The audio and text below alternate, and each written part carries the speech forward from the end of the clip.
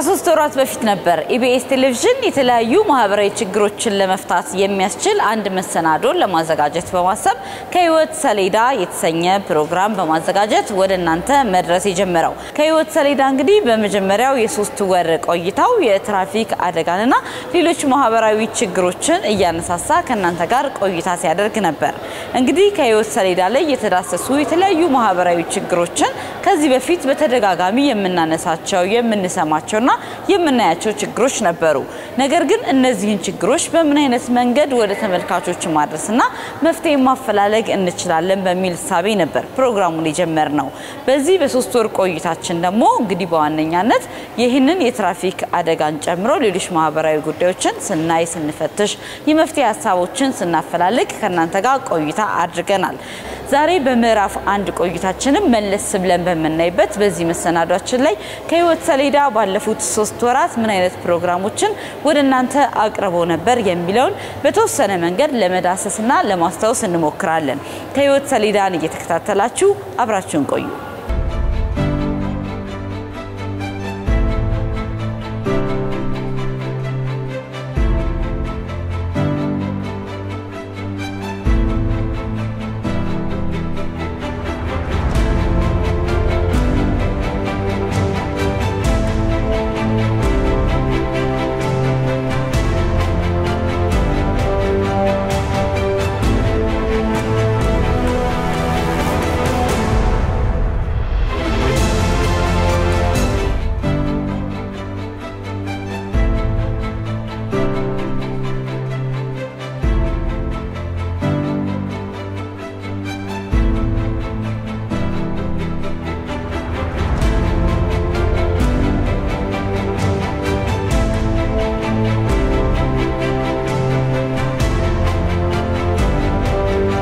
ከህይወት ሰሌዳ ላይ ተጽፎ ካነበብናቸው የህይወት ጸጾች መካከል አንዱ በግንባታ ቦታዎች ላይ ለስራ ላይ ደህንነት ወይም ለጥንቃቄ የሚሰጠው ትኩረት አነስተኛነት ነው። ይህንን እውነታ ደግሞ በወጣቱ መሀንዲስ በተመስገን ህይወት ውስጥ ተመልክተነዋል። ተመስገን የገጠር ልጅ ነው። ገጠር ተወልዶ ያደገ። አባቱ እርፍ ጨብጠው እየዋሉ ልጆቻቸውን ደብተር አስይዘው ትምህርት ቤት የሚሰዱ ትጉህ አባወራ ነበሩ። በአንዱ የገበያ ቀን ግን ገበያ ውለው ወደ ቤታቸው ሲያቀኑ የመኪና አደጋ ከደጅ አስቀራቸው።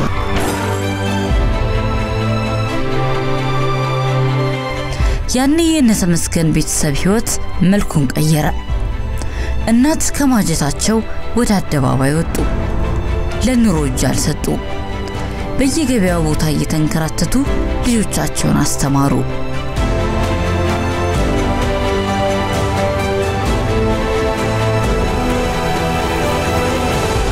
ለቤተሰቦቹ የበኩር ልጅ የሆነው ተመስገን ትምህርቱን አጠናቆ ሲመረቅ ሸክሙ ወደሱ ትከሻ ተዘዋወረ።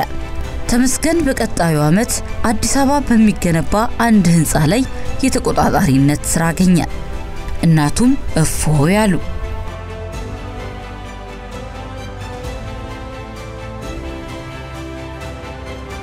ግን በዛው ዓመት እናት ወይዘሮ ድርሻዬ በኩላሊት ህመም ምክንያት ከቤት ዋሉ። ተመስገንም እናቱን ወደ ከተማ አምጥቶ ማስታመም ጀመረ። አንድ እህቱም ትምህርቷን አቋርጣ ወደ ከተማ በመምጣት እናቷን ማስታመም ጀመረች። በአንዱ ዕለት ግን ተመስገን በሚሰራበት ህንጻ ላይ ያለ ሳይታሰብ የህንጻው መወጣጫ ተናደ።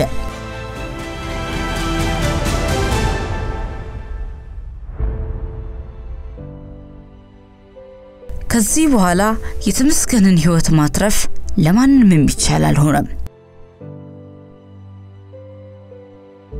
ወይዘሮ ድርሻዬም ከህመሙ በላይ ሐዘን ቅስማቸውን ሰብሮት አስተማሚ ደጋፊ ልጃቸውን እንዲህ በድንገት ተነጥቀው መኖር አልቻሉም። ከወራት በኋላ እሳቸው ማረፉ።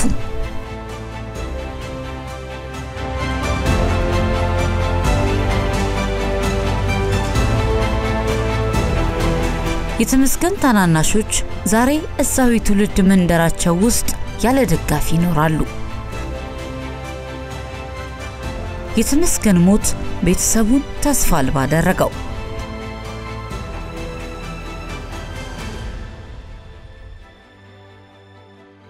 በግንባታ ቦታዎች ላይ ለሰራተኞች ደህንነት የሚሰጠው ትኩረት አናሳነት የብዙ ተመስገኖችን ህይወት አስከብሯል። ብዙዎችንም አካል አልባ አድርጓል። ሰርተው የመኖር ህልማቸውንም ቀምቶ ህልም አልባ አድርጓቸዋል። ይህ በቀላሉ ጥቂት የአሰራር ክፍተቶችን በመድፈን መቀነስና ማቆም ለሚቻል ችግር እንዴት ይሁሉ መስዋዕትነት ይከፈላል? መፍትሄውስ ከወዴት ነው ስንል ጠይቀን ነበር። በከህይወት ሰሌዳ የመጀመሪያው ምዕራፍ መሰናዷችን ላይ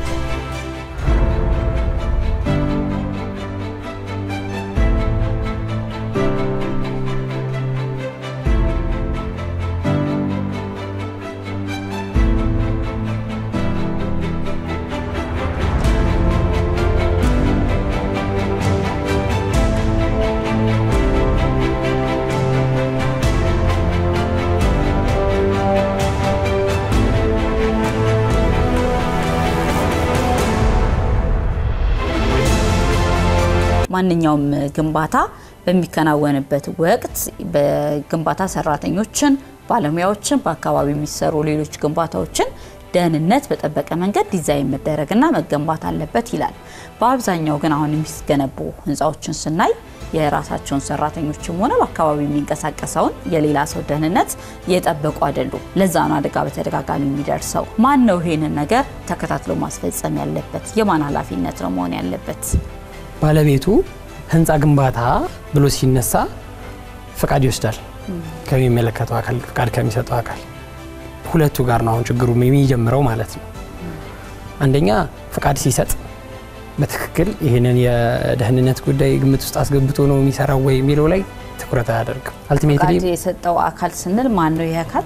ለምሳሌ አሁን አዲስ አበባ ላይ ከሆነ የአዲስ አበባ ማዘጋጃ አለ አይደል? የከተማ አስተዳደሩ አዲስ አበባ ኮንስትራክሽን ቢሮ አለ። እነዚህ አካላቶች ኦሬዲ ከአዲስ አበባ ውስጥ የሚገነቡ ህንጻዎች ላይ ሙሉ ኃላፊነት አለባቸው። ለምንድን ነው እንደ ተግባራዊ ያልተደረገው? የአስገዳጅነት መጠኑ ነው። አስገዳጅ የሚሆነው ዝርዝር ሆኖ ለምሳሌ ሲከለክል እሱን ለመከልከል ደግሞ ዝርዝር መመሪያ ዝርዝር ማኑዋል ይፈልጋል ማለት ነው።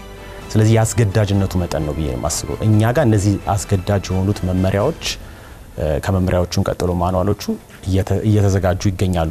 በተለይ ደግሞ ወደ ውለታ ውስጥ እንዲገባ ግዴታ አስከማረግ ለመተግበር አዋጅ ደህንነትን በሚመለከት ምንም አስገዳጅ ነገር አልነበረም። ወንድሜ ከማህበራዊ ቢሮ እንግዲህ እሱ በደንብ ይጨምርበታል። ግን በግንባታ ሁኔታ አሁን ለምሳሌ እንዳልሽው ሄልሜት ሳያረጉ ኢንስፔክተሩ ወይም የዛን ቀን ሄዶ ኢንስፔክት በሚያደርግበት ጊዜ ሄልሜት አልተደረገም የሚለውን ሊያይ ይችላል። ግን ሆኖ ሳያገኘው ግን ቅጣት የሚያደርግበት አግባብ ዝርዝር ዲቴይሉ ይቀራል ማለት ነው። ጥያቄ ያልተመለሰልኝ መልሽ ደግሜ ልጠይቅክ ነው ፍላዌ። እስከ አሁን ድረስ አዲስ አበባ ውስጥ የሚገነቡ ህንጻዎች ደህንነትን ትኩረት ባለማከለ መንገድ ሲገነቡና አደጋ ሲያደርሱ የሚጠይቃቸው አካል የለም እያልከኝ ነው? ሴፍቲ እቅድ ቼክ የሚደረግበት አግባብ አሁን የለም።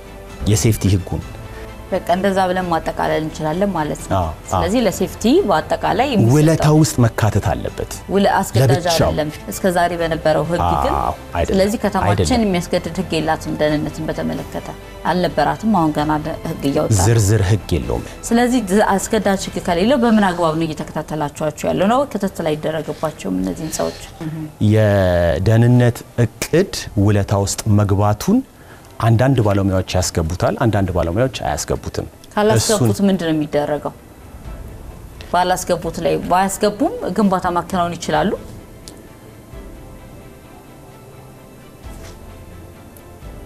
በአሁን ባለው ነባራዊ ሁኔታ ይቻላል ማለት ነው።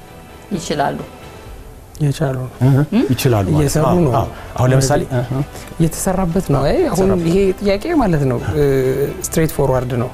እየሰሩ ነው። ለዛም ነው ሰዎች የሞቱ ያሉት። ትልቅ ክፍተት አለ። በቃ የግንዛቤው ክፍተቱ ግንዛቤ ሲባል ከተቋራጮች አለ የሚጀምረው ከመንግስት አካላት ይጀምራል። የመንግስት አካላት ፖሊሲ አውጪዎች እናንተ ድጋሚ ያነሳችሁት እንጂ ሌላው ምን ያህል ሄዶበታል ክትትል የሚያደርጉትም መሀንዲሶች ናቸው። ፎር ኢንስታንስ ምንም አይነት የሴፍቲ ጥያቄ የማያነሱ በቃ ማለት በተሰጣችሁ ዲዛይን መሰረት ነው ወይ ያሰራችሁ ያላችሁት ባስፈቀዳችሁት መሰረት ነው ያሰራችሁ ያላችሁት እንጂ ለምን እንጨት ስካፎልዲንግ ሆነ ይሄ ነገር በስብሷል ለዛውም ምን ይሆናል ፍቃድ ተከልክሏቸዋል ይባሉና ሰዎቹ በአንዳንድ ያለማዋላቸው ነገሮች ከዛ 2-3 ወር እንዲቆይ ይደረጋል እንጨቱ ምን እንደሆነ ነው እንደቆመ ነው ዝናብም ፀሐይም ሊፈራረቅበት ይችላል ወደ መጨረሻው ሐሳብ እንሂድ ሌላ ከዚህ ከደህንነት ጋር በተያያዘ ከተማችን ላይ ትልቅ ችግር ሆኖ ያየነው ወይም ያስተዋልነው ነገር ይሄ ግንባታቸው ሳይጠናቀቅ አገልግሎት የሚሰጡ ህንጻዎች ጉዳይ ነው ግንባታቸው ሳይጠናቀቅ አገልግሎት የሚሰጡ በጣም ብዙ ህንጻዎች አሉ ይሄ እንግዲህ አንድ ራሱ ለግንባታው ላይ ላሉ ሰራተኞችም በአካባቢው ለሚንቀሳቀሱ ሰዎችም ደህንነት አስቸጋሪ ነውና ለምንድነው ይሄ ነገር የሚሆነው መመሪያ አይፈቅድም ማንኛውም ህንጻ የመጠቀሚያ ፍቃድ ሳይኖረው አገልግሎት መስጠት አይችልም ይላል ግን አገልግሎት ይሰጣሉና ይሄስ ለምንድነው የሚሆነው ህላዊችን ጥያቄ ወደ አንተ ላምጣት አንድ ያረግነው ነገር ልነግራችሁ የምችለው እናንተ ሚዲያ ላይ ሰምታችሁት እንደሆነ አላቀም ከአንድ ወር በፊት 2 ወር በፊት የባንክ ኃላፊዎችን አዲስ አበባ ውስጥ እንዳለ ጠርተን እነዚህን ግኝቶች በፓወርፖይንት ስላይድ አቅርበን ሳይቱን እየተጠቀሰን እንዳልከው በፎቶ ማስረጃ ኃላፊዎቹ በተገኙበት ምክንያታቸውን እንዲያቀርቡ አርገን ለምን ያለ ባንክ እንደተከራየ አሳውቀናቸው ሁለተኛው ኢንስፔክሽን ላይ ይሄ ነገር ቢገኝ ወደሚቀጥለው ስቴፕ እንደምንሄድ ተከራዩ ነው ተጠያቂ መሆን ያለበት አከራዩ ሁለቱም የተዋዋለውም እናንተ እንደናንተ ቢሮ አሁን የናንተ ቢሮ ቀጥታ ግንኙነቱ ህንጻውን ከሚገነባ አካል ጋር ነው ከተከራየው ጋር አይደለም ከአከራዩ ጋር ነው አከራዮች ለምን ይሄን ነገር ሲያደርጉ በዋጁ ተቀምጧል መብት እንዳላችሁ የገንዘብ ቅጣት አልፎም ደግሞ ግንባታውን እስከ ማስቆም የሚደርስ ነገር ትክክለሽ አይ እንደርምጃ እንዳከሄድበት ነው ኮንማሴሽ እንዳከሄድበት ግን መሆን ያለበት ነገር እኔ አሁን የሚመስለኝ ህጉ ላይ ተቀመጠው ነገር ለምን አይተገበረም ህጉ ላይ ተቀመጠው ነገር ወይ አቁሞ መጠቀም ጊዜያዊ ይቻላል ጊዜያዊ ፈቃድ ተጠቅሞ እንደዛ አይነት ነገሮች በባንኮች ላይ አሁን ለምሳሌ ተጨባጭ ነገር ለመንገር ያገኘናቸው ባንኮች የ5 አመት ድረስ ውል የተዋዋሉ አሉ እሱን እንግዲህ ጠርተን እርምጃ ወስደንበታል ያልኳችሁ ነው በሂደትም እያየነው ያለነው ጉዳይ ነው የናንተ ቢሮ ግንኙነት ያለው አሁንም ደግመዋለሁኝ ከህንጻው አከራይ ጋር ነው ከህንጻው ገንቢ ጋር ነው ስለዚህ እናንተ ይሄንን አዋጅ የጣሰውን ተቋም ላይ ነው እርምጃ መውሰድ የሚገባችሁ ያንን ምን አርጋችኋል አሰሪዎች ላይ ወይም ባለቤቶች አሁን እንደ ተቋም መሄዱ ስለቀለለ እኮ ነው አሁን ግለሰቦች ነው የምትይው አይደል ለምን የከበደው አይ ከብዶ እኮ አይደለም እንደ ግለሰብ አሁንም በሂደት ላይ ያለ ጉዳይ ነው ተቋሞቹን በብዛት የመከራየት ልምድ ያላቸውን ተቋሞች አይዴንቲፋይ አድርገን በመጀመሪያ ዙር አነጋግረናል በሁለተኛ ዙር ደግሞ ይሄኛው ነገር የማይፈታ ከሆነ ደግሞ እንዳልሹ አንድ ባንድ 20 ሺህ የግንባታ ሳይት አለ ተቋሞቹ ማናገር የናንተ አሳይመንት አልነበረም ሊሆን የሚገባው የናንተ አሳይመንት ሊሆን የሚገባው ተከራዩን ሳይሆን አከራዩን ነው ምክንያቱም የአዲስ አበባ ኮንስትራክሽን ቢሮ ሲባል የናንተ ቢሮ ቀጥተኛ ግንኙነቱ ከኮንስትራክሽን ገንቢዎቹ ጋር ነው ከባለቤቶቹ ጋር ነው እንጂ ከተከራዩ ሰው ጋር ሊከራዩ እሱ ሊከራይ ማንንም ሰው ሊከራይ ይችላል አሁን ለምን ህንጻው አገልግሎት ይሰጣል ነው ለማን የሚለው አይደለም ጥያቄው ይሄን ነው መጠየቅ ያለበት አካል ደግሞ እናንተ ፍቃድ የሰጣችሁት በእናንተ ፍቃድ መሰረት ግንባታ ያከናወነ ያለው ግንባታውን ለመጨረስ አመቻ አይደለም ለምሳሌ ከላይ ያለውን ህንጻ ለመገንባት ለመቀባት ከፊት ማጠር አለበት ሰውየው አይደለ ያንን ካላደረገ ሌላ መንገድ ይከተል ነው ማለት ነው ያን መንገድ ሲከተል ደግሞ ሴፍ ያለ መሆን እድሉ ይሰፋል ያ ደግሞ አደጋ ያስከትለና እኔ እንደው ይሄ በጣም ያሳያል ችግሩ የሴፍቲ ግንዛቤ ችግራችን ምን ያህል በቃ ተጨባጭ እንደሆነ የሚያሳየው እንደውም አሁን ያነሳችሁ ጥያቄ ነው በትክክል ግልጽ ነው በቃ ማቋረጥ ነው ያለበት እኔ በሆን ለምሳሌ አሲዩም ባደረገ የነሱን ፖዚሽን በቃ ባንክ ተከራይቶታል እኔ ከሱ ጋር አልማወራ ፍቃድ ይሰጠውታ አካል አለ ፍቃዱን እስከመንጠቅ ሌሎች እርምጃዎችን እስከመውሰድ አድርጌ እሱ የራሱን የገባበት ያለ አግባብ ያልሆነ የገባበትን ነው ለሱ ራሱ ሃንድል ያደርገው እኔ ግን ሌላ ሰው በዛ ምክንያት መሞት የለበትም ባንክ ሊተጠቀም የመጣ ሰው ከላይ ብሎኬት ወድቆበት ለምን ይሞታል ለምን ሲጎዳ ለምን ሲደነግጣል አይደለም መሞት ድረስ ለምን ይላል እንደዛ ለምን ይሆናል ተጓባናል ሌላ አደጋ ንብረት ላይም ይደርሳል አደጋና ይሄ በቃ ከአግባብ ውጪ ነው መቋረጥ አለበት ብዙ እርምጃዎች ተወስደዋል እንደ መጀመሪያ እርምጃ ከባንኮቹ ተጀምሯል በቀጣይነት አንድ በአንድ ህንጻው እየተጠራ ምናገድበት ሁኔታ ነው የሚኖረው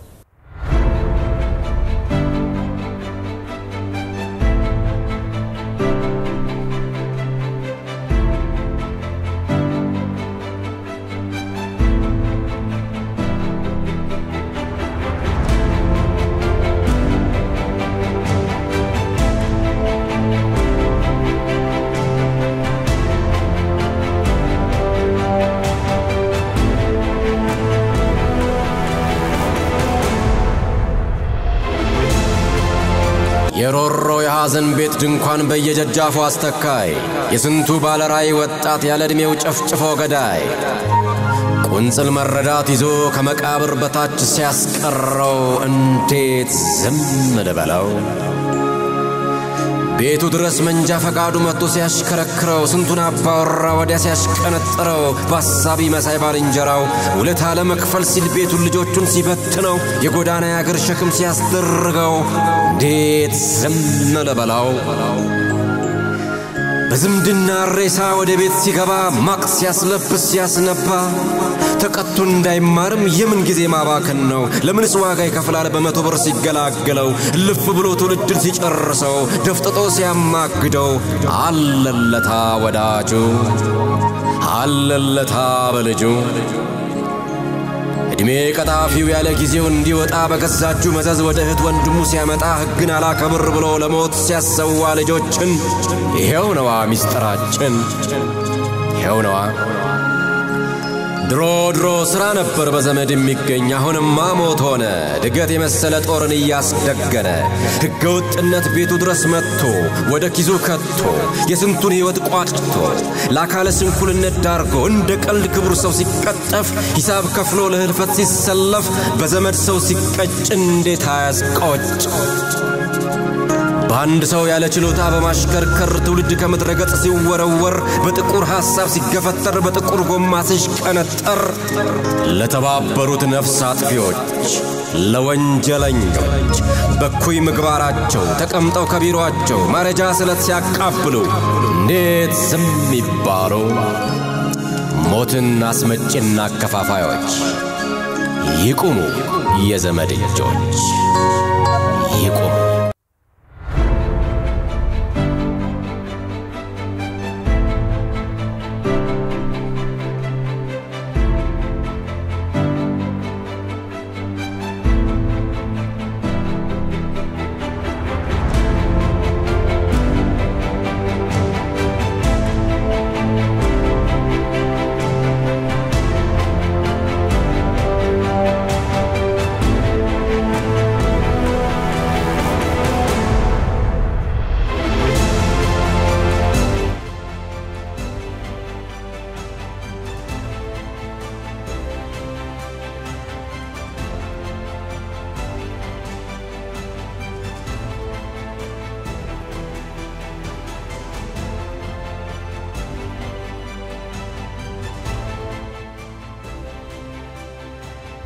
ከህይወት ሰሌዳ በመጀመሪያ ምዕራፍ ቆይታው በየስርቻው መንጃ ፍቃድ ያዘጋጁ ሞትን ስለሚያከፋፍሉ ነውረኛ የመንጃ ፍቃድ ነጋዴዎችም አንስቶ ነበር እነዚህ ሞት አከፋፋዮች ሞትን በወረቀት አትመው ፈጽሞ የመንዳት ክህሎት ለሌላቸው ግዳልባዎች እንደማንኛውም ሸቀጥ ለገበያ ያቀርባሉ በተሸመተ መንጃ ፍቃድ መሪ ይዘው አደባባይ የሚወጡት ደፋሮች ደግሞ ልክ እንደዚህ አይነቱን ምስኪን ታዳጊ ህይወት ይነጥቃሉ እንደዚህች አይነት ምስኪን ወጣትን ህይወት ያበላሻሉ እንዲህ የእናት አንጀት ያሳርራሉ የአባትን ልብ በሐዘን ይሰብራሉ ጋሻው አበበም በእንዲህ አይነት ንዝላልነት በ13 ዓመቱ የተቀጨ ታዳጊ ነው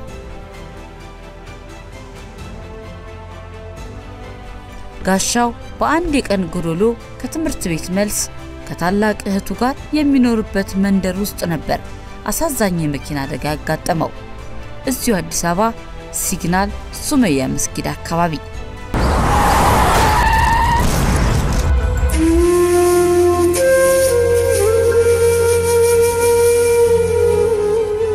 በአደጋው ጋሻው ህይወቱ ሲያልፍ እህቱ ብርቱካን ግን በተአምር ተርፋለች ሆኖም አሁንም ድረስ የብርቱካን ህይወት የአደጋው ጥላ እንዳጠላበት ነው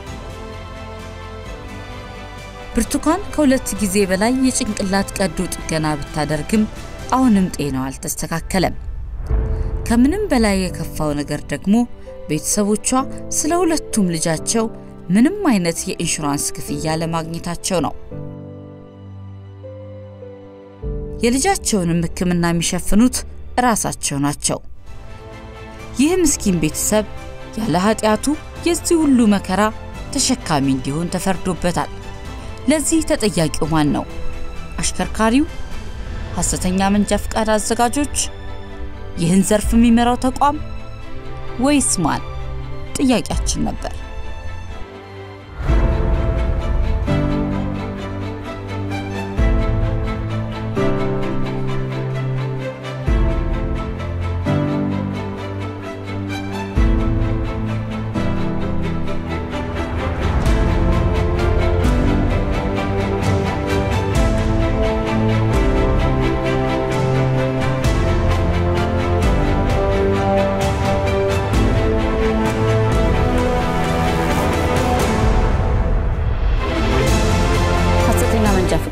አሁን በጣም በስፋት እየተዘጋጀ ነው። በአዲስ አበባ ውስጥ ብቻ እንደ መነሻ እንዲሆነን በ2010 ከ313 በላይ ሐሰተኛ መንጃ ፈቃድ በፖሊሶች በቁጥጥር ስር ውሏል።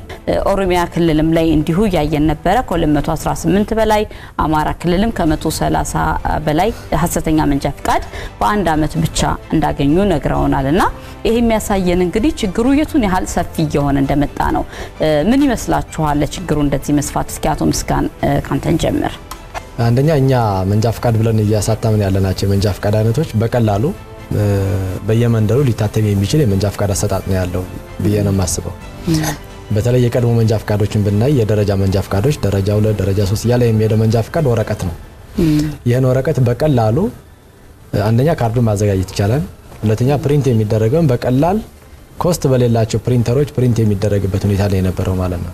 ስለዚህ በእኛ አካባቢ ያለው የቁጥጥር መላላት አጠቃላይ ያለው መዋቅር አደረጃጀቱ በተገቢው ነገር እየፈተሸ የሚሄድበት ሁኔታ ያለመኖር በተመሳሳይም ደግሞ እስከ ፌደራልም ጭምር እንደ ሀገር ወጥ የሆኑ መንጃ ፈቃዶች እንዲኖሩ አድርጎ በፎርጀሪ ሊሰሩ የማይችሉ መንጃ ፈቃዶችን ከማዘመን አንፃር ያለው ስብስብነት ያላቸው ችግሮች እንዳሉ ነው መመለከተውና እንደ አዲስ አበባ እንደተጠበቀ ነው እንደ ሀገር ይሄን አንድ ማድረግ ያለበትኝ የፌደራል ትራንስፖርት ባለስልጣን ነው። ምናልባት ችግሩን በዚህ ደረጃ ያባባሰው በትክክለኛው መንገድ ወይም በህጋዊ መንገድ መንጃ ፈቃድ ለማግኘት የሚደረገው መንገድ ወይም አሰራር አስቸጋሪነት ሊሆን ይችላል ብላችሁ ታስቡ ይሆን?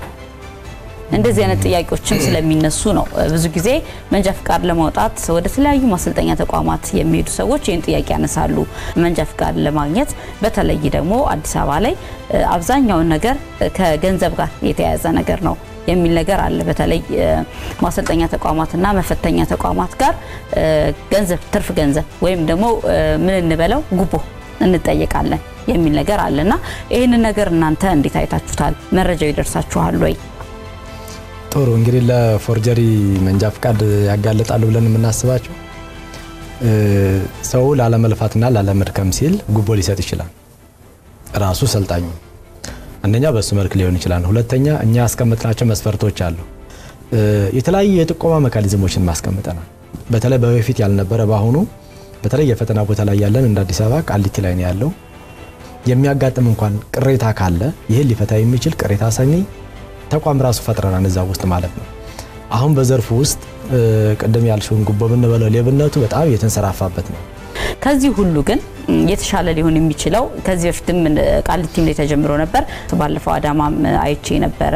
ከሰው ንክኪ ወይም ከሰው ጋር በቀጥታ ከሚደረግ ግንኙነት የጸዳ የሆነ ያፈታተን ስልት ዘመናዊ የሆነ መንገድን መጠቀም አይቻልም? በዚህ መንገድ ማስቀረት አይቻልም?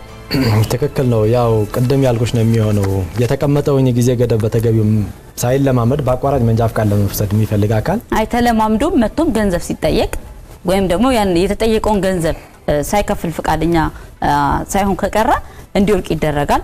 ይሄን ነገር ለመከላከል እንደ ተቋም ለምሳሌ ቃሊቲ ከዚህ በፊት በካሜራ መፈተን ተጀምሮ ነበር አይደል? ካሜራዎች ነበሩ። ካሜራዎቹ ተሰርቀዋል የሚባልም ነገር አለ፣ ተበላሽተዋል የሚባልም ነገር አለ።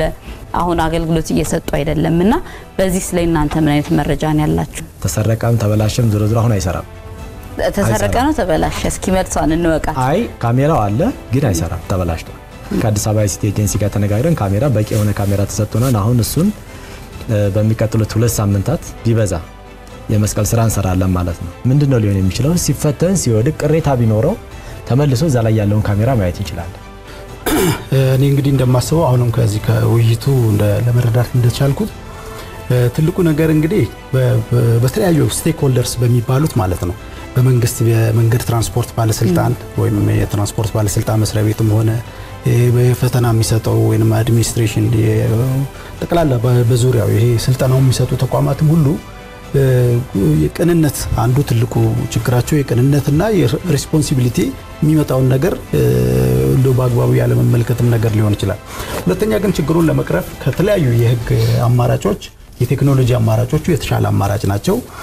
ሁለተኛ ደግሞ የካሜራው ነገር አሁን እንደሰማሁት ከሆነ ካሜራው ምናልባት የትራንስፓረንሲ ከሚባለው አሰራር አንፃር ይበልጥ ተመራጭ ነበርና ነገሩን በቀላሉ ዲቴክት ለማድረግ የሚረዳ ነገር ነበር። እሱም እንግዲህ ባለው ሁኔታ ተነክሎ መነሳቱ እንደዚህ ፎርጀሪው ላይ ምን ያክል ሰንሰለቱ በጣም ጠንካራ እንደሆነ የሚያመላክት ነገር ስለሆነ እዚህም ላይ እንግዲህ ትልቅ የአዌርነስ ስራ ቢሰራ መንግስትም ራሱ እንደስራው ቀደም እንግዲህ እንዳልከው መንግስትም ይሄን ነገር ትኩረት እስካሁን አልሰጠም እንዳልከው ያኔም ትኩረትም አዋጆችም አሁን የወጣው አዋጅም ቢሆን ብዙም እንትና ያደርጋል። ለምሳሌ አሁን የትራፊክ ማነው የኢንሹራንስ አዋጅን አዋጅ ቁጥር 799 ብትመለከቺ 799 ላይ የኢንሹራንስ ስቲከር ሳይለጥፍ የሚሽከረከር ተሽከርካሪን ዲቴን የማድረግ የማሰር ስልጣን ተሰጥቶታል ትራፊክ ፖሊስ ማለት ነው።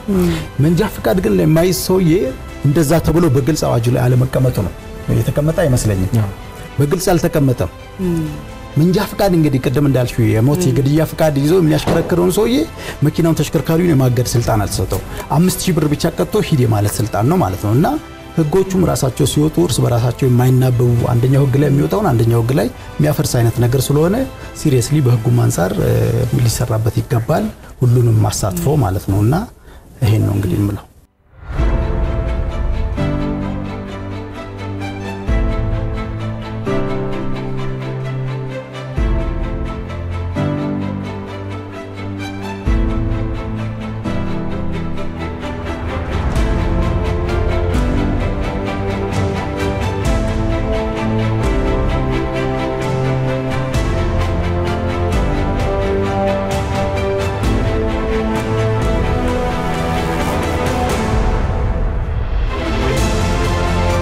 ከህይወት ሰሌዳ በመጀመሪያው ምዕራፍ ቆይታው እነዚህን ፕሮግራሞች ብቻ አልነበረም በርግጥ ወደናንተ ያደረሰው ዛሬ የተወሰኑትና የተመለከትነው ቀሪ ፕሮግራሞችን ደግሞ በሚቀጥለው ሳምንት ተመልሰን መተን የምንዳስስ ይሆናል። ተመልካቾች እንግዲህ ባለፉት 3 ወራት በነበረን ቆይታ ስትጽፉልን ስትደውሉልን ታሪካችሁን ስታካፍሉ ነበር። ለዚህ ደግሞ እጅግ በጣም እናመሰግናለን። ተለይ ደግሞ ይመሰናዶን ወደናንተ እንድናቀርብ ያገዘንን ኒያላ ኢንሹራንስ አክሲዮን ማህበርንም ለ3 ወር ቆይታችን እጅግ በጣም የምናመሰግን ነው የሚሆነው። ሳምንት ተመልሰን እንመጣለን። እታገኘው መኮንን ነበርኩኝ። ሰላም